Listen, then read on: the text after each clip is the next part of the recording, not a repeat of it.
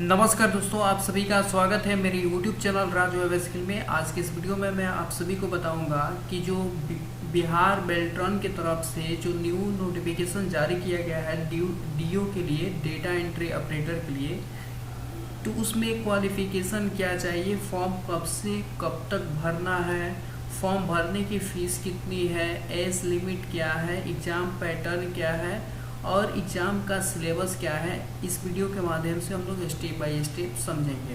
तो उसको जानने के लिए सबसे पहले आपको अपने गूगल क्रोम में जाना है और गूगल क्रोम में जाने के बाद आपको यहाँ पे लिखना है बिहार बेल्ट्रॉन जॉब वैकेंसी 2024। उसके बाद आपको इंटर प्रेस करना है, ठीक है। उसके बाद जैसे ही इंटर प्रेस कीजिएगा तो यहाँ पे देखिए Bihar state electronics development corporation का एक ऑफिशियल वेबसाइट होगा becdc.bihar.gov.in। इस पर आपको क्लिक करना है, ठीक है। जैसे ही आप इस पर क्लिक कीजिएगा तो आपको इसके बाद आपको जाना है लेटर्स एंड सर्कुलर्स में, ठीक है, इसमें जाना है, ठीक है। इसके बाद जैसे ही आप इस पर क्लिक कीजिएगा तो इसमें देखिए टॉप से आपको 3rd नंबर पे दिखेगा notice for online registration of DO का फुल फॉर्म होता है डेटा एंट्री ऑपरेटर, यानी कि उसके लिए नोटिस जो दिया गया है इस पर आपको क्लिक करना है, ठीक है। इसके बाद इस पर क्लिक करने के बाद आपको सिंपल क्या करना है, इसके PDF को डाउनलोड करना है जिसमें क्वालिफ़िकेशन क्या चाहिए, फॉर्म कब से कब तक भरना है, फॉर्म भरने की फ़ीस कितनी है, एज लिमिट क्या है, एग्ज़ाम पैटर्न क्या है और एग्ज़ाम का सिलेबस क्या है, टोटल डिटेल्स आपको इसमें मिल जाएगा। तो आपको इसमें PDF पे क्लिक करके PDF को डाउनलोड कर लेना है और इसमें देखिए डेटा एंट्री ऑपरेटर के ऑनलाइन रजिस्ट्रेशन की सूचना, मतलब जो डेटा एंट्री ऑपरेटर के ऑनलाइन रजिस्ट्रेशन जो होगा उसके लिए सूचना दिया गया है, नोटिस जो जारी किया गया है, ठीक है। इसमें लिखा गया है Bihar state electronics development corporation limited, यानी कि बेल्ट्रॉन मैन पावर एजेंसी के माध्यम से राज्य सरकार के विभागों, कार्यालयों, निकायों के अधियाचनाओं के विरुद्ध संविदा के आधार पर डेटा एंट्री ऑपरेटर की सेवा उपलब्ध कराई जाती है, ठीक है। बेल्ट्रॉन की एजेंसी के माध्यम से सेवा देने के इच्छुक अभ्यर्थी डेटा एंट्री ऑपरेटर के ऑनलाइन रजिस्ट्रेशन दिनांक 20/2/2024 मंगलवार से निगम के वेबसाइट पर उपलब्ध लिंक के माध्यम से रजिस्ट्रेशन कर सकते हैं। देखिए ये जो डीओ का जो डेटा एंट्री ऑपरेटर के लिए जो ये नोटिफिकेशन जारी किया गया है बिहार बेल्ट्रॉन के ऑफिशियल साइट पे, तो उसमें आप डीओ के लिए रजिस्ट्रेशन 20 तारीख दूसरा महीना 2024 यानी कि 20 तारीख से आप लोग इसके ऑफिशियल साइट से जाके इस पर रजिस्ट्रेशन कर सकते हैं डेटा एंट्री ऑपरेटर के लिए, ठीक है। और इसमें जो शैक्षणिक योग्यता है वो 10+2 पास है, यानी कि इंटर पास है, एवं 1 वर्ष का कंप्यूटर कोर्स का डिग्री होना चाहिए आपके पास, तथा हिंदी या अंग्रेजी टाइपिंग का अनुभव रखने वाले अभ्यर्थी अथवा 10+2 पास एवं BSDM का फुल फॉर्म होता है बिहार कौशल विकास मिशन द्वारा 400 घंटे DDO domestic data entry operator computer प्रशिक्षित शैक्षणिक योग्यता रखने वाले सफल अभ्यर्थी। इसमें से 2 तरीके से कंडीशन दिया गया है कि 10+2 पास होना चाहिए, 1 वर्ष का कंप्यूटर कोर्स तथा हिंदी एवं अंग्रेजी टाइपिंग का अनुभव होना चाहिए, नहीं तो आपके पास इंटर पास के साथ साथ BSDM का जो मतलब 400 घंटे का DDO जो कोर्स होता है वो आपको प्रशिक्षित होना चाहिए, तब इस फॉर्म को आप लोग फिल कर सकते हैं, ठीक है। उसके बाद इसमें उम्र सीमा जो दिया गया है, आवेदन करने की अंतिम तिथि को न्यूनतम 18 वर्ष एवं अधिकतम 59 वर्ष, मतलब एज लिमिट बहुत ही ज़्यादा दिया गया है, ठीक है। 18 वर्ष से लेकर और अधिकतम 59 वर्ष के जो एज के बीच में है वो लोग इस फॉर्म को फिलअप कर सकते हैं, ठीक है। तो एज लिमिट बहुत अच्छा है, ठीक है।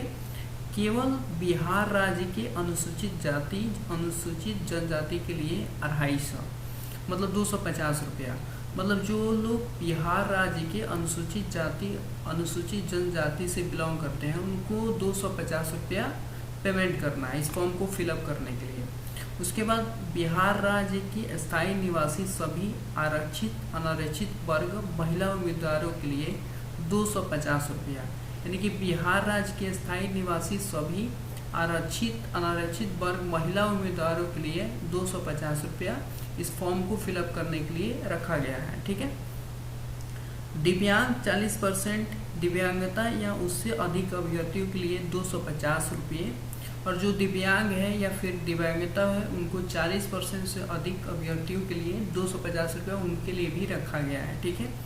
और सामान्य आरक्षण कोटि एवं अन्य सभी उम्मीदवारों के लिए 1000 रुपया, यानी कि जो सामान्य कैटेगरी से आते हैं या फिर इन तीनों कैटेगरी को छोड़ के जो मतलब अलग भी सभी जो उम्मीदवार हैं उनके लिए 1000 रुपया रखा गया है। ठीक है, इस फॉर्म को ऑनलाइन करने के लिए। ठीक है।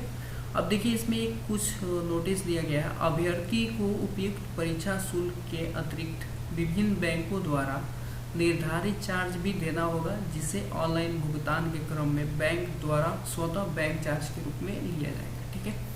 उसके बाद देखिए यहाँ पे जो मतलब इसका रजिस्ट्रेशन का जो डेट है कब से स्टार्ट होगा और इसका लास्ट डेट कब तक है। ठीक है। तो इसको ऑनलाइन जो स्टार्ट होगा वो 20 तारीख दूसरा महीना 2024, यानी कि इसी मंथ के 20 तारीख से ये स्टार्ट होने वाला है, और जो लास्ट डेट है वो 15 तारीख अगले मंथ के 15 तारीख तक है। उस दिन तक आप इस फॉर्म को फिलअप कर सकते हैं। ठीक है। यानी कि 20 तारीख से लेके अगले मंथ के 15 तारीख के बीच तक मतलब आप लोग इस फॉर्म को फिलअप कर सकते हैं। ठीक है। उसके बाद सिलेबस यहाँ पे दिया गया है। ठीक है। परीक्षा का syllabus national institute of open schooling NIOS के डेटा एंट्री ऑपरेटर के सिलेबस कोड संख्या 336 के समान होगा।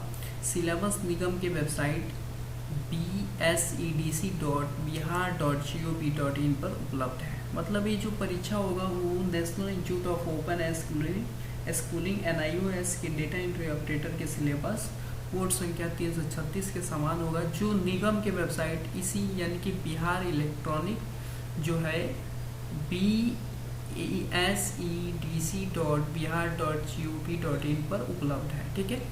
कंप्यूटर आधारित MCQ मल्टीपल चॉइस क्वेश्चन परीक्षा के 1 घंटे की होगी, जिसमें 60 वस्तुनिष्ठ मतलब 60 ऑब्जेक्टिव क्वेश्चन प्रश्न पूछे जाएंगे, जिसमें उत्तीर्णता हेतु 50% अंक लाना आवश्यक होगा।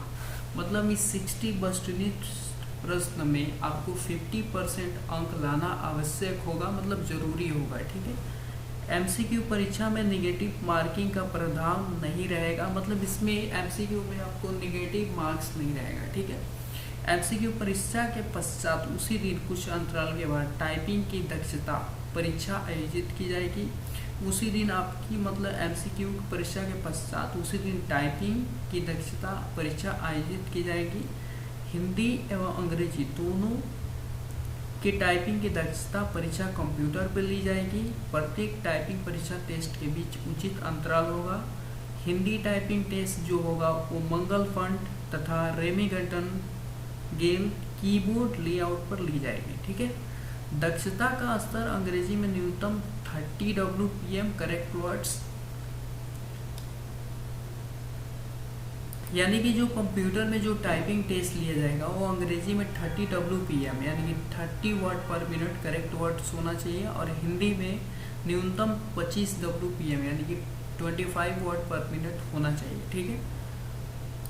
उसके बाद निर्धारित दक्षता स्तर पर महिलाओं, अनुसूचित जाति और जनजाति अभ्यर्थियों के प्रत्येक स्तर के मूल्यांकन में 10% तथा दिव्यांग अभ्यर्थियों सक्षम पदाधिकारी द्वारा प्रदत्त न्यूनतम 40% के लिए कट ऑफ अंक निर्धारित पर पैनल संधारित किया जाएगा। ठीक है।